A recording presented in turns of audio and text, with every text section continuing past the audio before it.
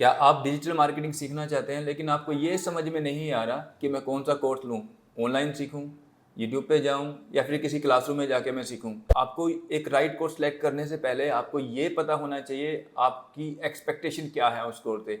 Expectation set करने के लिए आपका उसका पूरा सिलेबस पता होना चाहिए।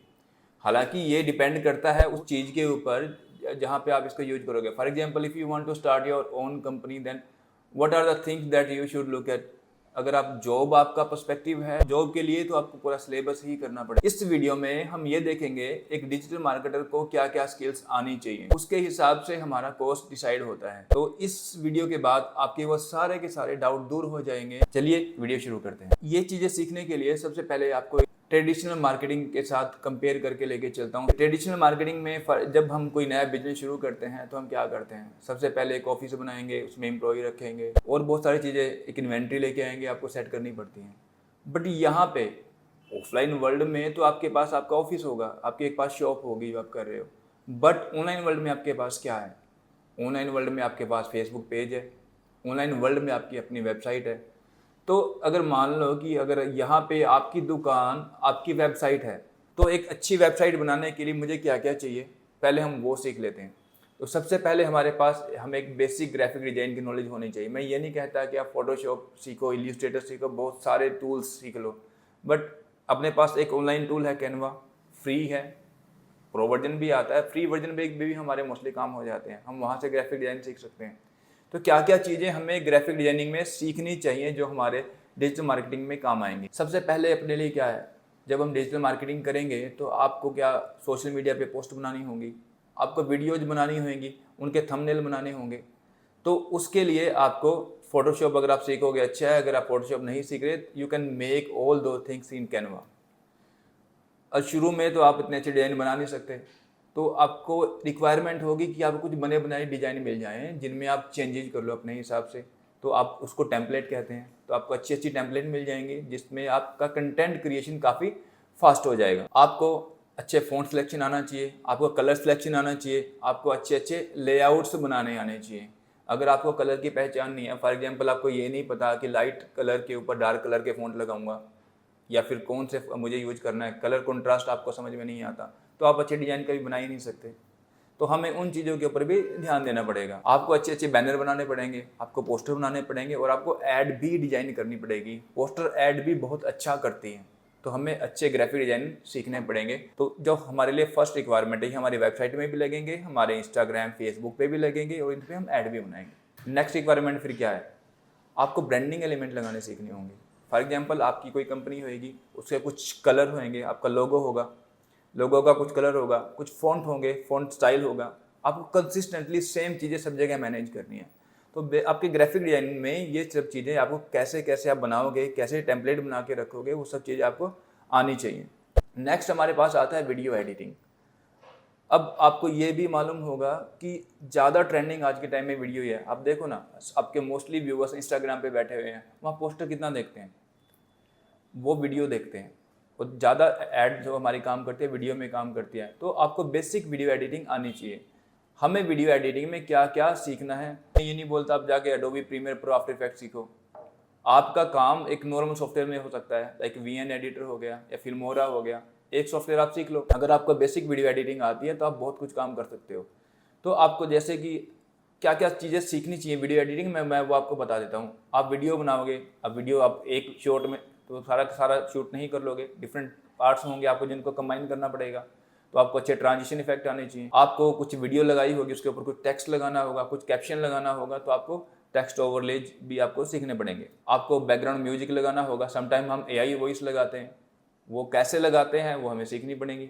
अब आपके पास मल्टीपल वीडियोज हैं, हो सकता है आपका बीच का पोर्शन काट के निकालना हो, आपको उसको स्प्लिट करना पड़ेगा। आगे पीछे को हो सकता है कि साइलेंस हो, आपको उसको ट्रिम करना पड़ेगा और डिफरेंट क्लिप्स को आपको मर्ज भी करना पड़ेगा जब इतनी सारी हो जाएंगी। तो आपको ये बेसिक ऑपरेशन है, ये आपको आने चाहिए। देन आपको वीडियो के डिफरेंट फॉर्मेट्स का भी पता होना चाहिए also, and for different platforms. For example अगर मैं बात करूँ इंस्टाग्राम पे जो रील लगती है उसका फॉर्मेट 16:9 फॉर्मेट में वो लगता है। उसका एक पर्टिकुलर पिक्सल्स में भी मैं आपको बताऊं तो आपको 1080x1920 पिक्सल्स में अगर आप बनाओगे आपके रील फॉर्मेट में अच्छा चलेगा। तो आप ये डिफरेंट फॉर्मेट्स में किस प्लेटफॉर्म पे क्या लगता है वो आपको पता होना चाहिए। बेसिक वीडियो एडिटिंग में सीखना। नेक्स्ट आता है कंटेंट क्रिएशन आपको सीखना होगा। अब कंटेंट से मतलब क्या है? Now we will talk about text. तो आपको अपनी वेबसाइट बनानी है, फॉर एग्जांपल वेबसाइट आपने बनाई तो आपकी वेबसाइट एसईओ फ्रेंडली होनी चाहिए। एसईओ फ्रेंडली मतलब कि आपने वेबसाइट बनाई है, वहाँ पे आ कौन रहा है, कौन जानता है आपकी वेबसाइट को, कितने लोग होंगे जो उसका एड्रेस उनको पता होगा। थोड़े से लोगों का आप बता दोगे जो आपको जानते हैं, बाकी लोग उतने से आपका काम हो जाएगा। 10-20 लोगों का आपने बता दिया, चलो 100-200 को बता दिया, 100-200 लोग से आपका बिजनेस नहीं चलेगा ना। तो आपको क्या चाहिए, आपको ऐसे कंटेंट बनाने चाहिए किसी सर्च इंजन लाइक गूगल या बिंज में जाके सर्च करें तो आपकी वेबसाइट ऊपर आए। और कैसे आएगी? जब आप अच्छे कंटेंट लिखोगे तब आएगी। आप अच्छे अच्छे ब्लॉग्स लिखोगे तो उसके लिए कंटेंट राइटिंग आपको आनी चाहिए। आपको कीवर्ड रिसर्च आनी चाहिए। कीवर्ड वो वर्ड्स होते हैं जो कोई गूगल में जाके सर्च करता है, उसके बेस पे आपकी वेबसाइट सामने आती है। तो वो लोग पीपल सर्च क्या कर रहे हैं उसके हिसाब से हम अपने वेबसाइट के कंटेंट बनाएंगे so that our content rank higher. तो ये टेक्निक हमें सीखनी पड़ेगी। आपको अच्छी अच्छी हेडलाइंस बनानी पड़ेंगी। Meta description headline, for example कोई भी बंदा किसी भी टेक्स्ट को जब पढ़ता है, जब उसकी हेडलाइन इंगेजिंग होती है, उसको लगता है कि मुझे उसके अंदर कुछ इन्फॉर्मेशन मिलेगी जो उसके काम की है। ये डिस्क्रिप्शन होता है जो गूगल में कोई सर्च करता है तो आपकी हेडलाइन के नीचे आता है। आपको अपने आर्टिकल को स्ट्रक्चर करना पड़ेगा। ऐसा नहीं है कि आपने कुछ टेक्स्ट लिखना शुरू किया और एक ही पैराग्राफ में पूरी इन्फॉर्मेशन दे दी, वो रीडेबल नहीं होएगा। तो आपको छोटे छोटे पैराग्राफ्स में लिखना होगा। सेंटेंस बहुत ज़्यादा बड़े बड़े मत लिखो, सेंटेंस पैसिव वॉइस में मत लिखो, उनको हेडिंग, सब हेडिंग एंड टेक्स्ट में डिवाइड करो ताकि वो रीडेबल हो। और गूगल भी ऐसे कंटेंट को ही वैल्यू देता है। तो आपको वो ट्रैफिक कहाँ से आ रहा है, लाइक आपकी वेबसाइट पे विजिटर्स आ कहाँ से रहे हैं, वो इंगेज भी हो रहे हैं नहीं हो रहे। कोई आ रहा है आपकी वेबसाइट पे, आते ही 2 सेकंड के अंदर वापस भाग गया, उसको नहीं पसंद आया। तो आपको इंगेजमेंट रेट भी देखनी है, उसके हिसाब से अपने कंटेंट को ऑप्टिमाइज करना है। तो कंटेंट राइटिंग एक मेजर पोर्शन है डिजिटल मार्केटिंग का, ये हमें अच्छे से सीखना पड़ेगा। Next come email marketing. अब सब ये सोचने लगे हैं कि ईमेल मार्केटिंग तो डाउन हो गया, कौन ईमेल पढ़ता है, बट ऐसा है नहीं। ईमेल मार्केटिंग पहले भी चल रहा था अभी। और ई कॉमर्स की मैं बात करूँ तो ईमेल मार्केटिंग बहुत अच्छे से काम करता है। आपकी कोई ई कॉमर्स शॉप है, for example you are selling perfume, bags, different kind of article if you are selling, you can create a portfolio, a catalog and you can send on email। जिसको अच्छे लगते हैं हो सकता है वो देखे पढ़े क्या पता परचेज भी कर ले। तो email marketing has not died down. Okay, so हमें ईमेल मार्केटिंग में क्या क्या करना पड़ता है, कैंपेन बनानी आनी चाहिए।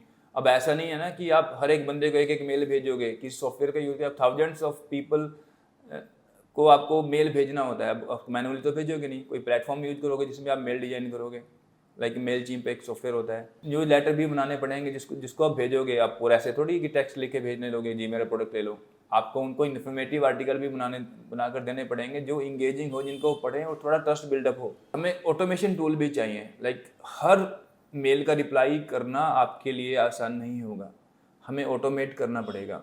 अब मेल भेजे ही जा रहे हो, आप एक ही बंदे को मेल लगातार भेजे 1 साल 2 साल, पता चला जिनको आप मेल भेज रहे हो वो ईमेल अभी एग्जिस्ट ही नहीं करता। आपको चेक करना चाहिए आप जो कंटेंट बना रहे हो उसको कोई ओपन भी कर रहा है। ये टूल से हमें सब पता चल जाता है। आपको आपके सब्जेक्ट को ऑप्टिमाइज करना पड़ेगा। जैसे किसी टॉपिक, किसी आर्टिकल को पढ़ने से पहले वो देखता है ना हेडलाइन में क्या लिखा है, उसके अंदर कंटेंट उसके रेलेवेंट है भी या नहीं, वैसे ही आपके मेल में आपके सब्जेक्ट को पढ़ा जाता है। उसका भी पर्टिकुलर लेआउट होता है। जैसे आपके वेबसाइट के कंटेंट के लेआउट होते हैं ना, यहाँ पे भी आपका लेआउट होता है। लाइक यहाँ पे भी हेडिंग, सब हेडिंग, टेक्स्ट, सब पैराग्राफ्स आपको बनाने पड़ेंगे। Very important portion is your website. This is your shop in online world, it has to be very good. अब आपके दिमाग में सबसे पहले क्या आता है, ये वेबसाइट कैसे बनाऊंगा? इसके लिए तो HTML, CSS, JavaScript, different languages मुझे सीखनी पड़ेंगी और मेरा टेक्निकल बैकग्राउंड है नहीं, मैं सीख नहीं सकता। तो देखो, कस्टम वेबसाइट आपको बनानी है तो उस टाइम सीखना पड़ता है। बट हमारे पास आज के टाइम में ऐसे ऐसे टूल हैं जिनका यूज करके हम वेबसाइट बना सकते हैं, हमें कोडिंग सीखनी भी नहीं पड़ती। ऐसा एक प्लेटफॉर्म का नाम है लाइक वर्डप्रेस। तो वर्डप्रेस में होता क्या है, वो कंटेंट मैनेजमेंट सिस्टम है। There you have to manage the content and your website would be ready. It is a visual format. Visual format में आप जस्ट ड्रैग करो, ड्रॉप करो, जो एलिमेंट आपको लगाना है आप लगाओ, उसका यूज करके आप वेबसाइट आसानी से बना सकते हो। Even if you don't know any coding. जब हम वेबसाइट बनाते हैं, देखो लुक एंड फील मैटर करता है। User experience is first and foremost. अगर यूजर एक्सपीरियंस अच्छा नहीं है तो आपकी वेबसाइट बनाने का कोई फ़ायदा नहीं। तो यूजर एक्सपीरियंस कैसे अच्छा होगा? एक अच्छी सी थीम लो, अच्छे से कलर लो।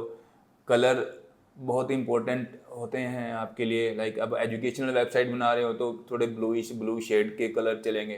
तो वो डिपेंड करता है किस टाइप के, किस नीश में आप वेबसाइट बना रहे हो, वैसे ही आपको कलर एंड फॉन्ट आपको चूज करने पड़ेंगे। यहाँ पे ना जब डिफरेंट फंक्शनैलिटी हमें लगानी होती है ना वेबसाइट में, यहाँ पे कोड नहीं लिखना पड़ता। अगर कोई नई फंक्शनैलिटी आपको इनकॉर्पोरेट करनी है तो उसके लिए आपको प्लगइन लगाने पड़ते हैं। तो प्लगइन लगते कैसे हैं वो आपको वेबसाइट डेवलपमेंट में सीखने पड़ेंगे। आपको आपके पेजेस हैं उसको डेकोरेट करना पड़ेगा। ऐसे बिल्कुल प्लेन से पेजेस कोई नहीं देखता। उसमें आपको अच्छे अच्छे टेक्स्ट लगाओ, इमेजेस लगाओ, एक कॉन्टैक्ट फॉर्म्स लगाओ। कोई आपसे बात करना चाहता है, फॉर्म तो भरेगा ना। वो सब चीज़ें कैसे बनती हैं वो आपको सीखना पड़ेगा। और सबसे इम्पोर्टेंट, आपकी वेबसाइट गूगल एंड बिंज जैसे सर्च इंजन में ऊपर आनी चाहिए। सर्च इंजन रिजल्ट पेजेस में टॉप पे आए। टॉप पे ना आए, एटलीस्ट फर्स्ट पेज पे आ जाए। कभी आपने किसी को देखा कि वो जाके पेजिनेशन से नेक्स्ट पेज में जाके कोई वेबसाइट खोलता है? जिसको जो सर्च करना होता है वो फर्स्ट पेज में ही आ जाएगा। तो आपको आपकी वेबसाइट में ऑन पेज एसईओ जिसको हम बोलते हैं, आपको सेट करना पड़ेगा ताकि आपकी कंटेंट है राइट कीवर्ड्स के साथ ऑप्टिमाइज है या नहीं है, आपका स्ट्रक्चर अच्छा है या नहीं है। वो सारी चीज़ें हमारा ऑन पेज एसईओ का पार्ट है। और आप वेबसाइट जब डेवलप करोगे ना, उस टाइम आपको वो डिसाइड करने होते हैं। तो खाली ऐसा नहीं है कि वेबसाइट बना दी। Your website should be SEO friendly. Okay, अब एक बार वेबसाइट बना दी, मेरा काम खत्म हो गया जी, अब तो मैंने छेड़नी नहीं, बस मेरा चलता रहेगा, ऐसा नहीं होता। आपने जो प्लगइन लगाए हैं वो अपडेट भी करने पड़ते हैं। आपका कोड जैसे रखे रखे ना, आपने बहुत सारे पैसे अपनी अलमारी में रख दिया और सोच रहा हाँ वो तो 20 साल तक उसके बाद भी मेरा इतना ही रहेगा, 10-20 साल में वो आधे से कम हो जाएंगे, उसकी वैल्यू कम हो जाएगी। सिमिलरली आपकी वेबसाइट का कोड भी रखे रखे पुराना हो जाएगा। कोड पुराना नहीं होता, बट अपडेट्स आती रहती हैं। जो नई अपडेट्स आएंगी धीरे धीरे वो पुराने वाला काम करना बंद कर देगा, क्योंकि जिस लैंग्वेज में आप कोड लिखते हो वो लैंग्वेज ही अपडेट हो जाएगी। तो आपको आपकी वेबसाइट राइट टाइम पे अपडेट भी करनी होती है। तो ये हमारा वेबसाइट के लिए प्री रेक्विजिट है। तो इतने सारे काम आपको करने होंगे। बाकी की चीज़ें हम अगले वीडियो में देखेंगे। Till then, good bye.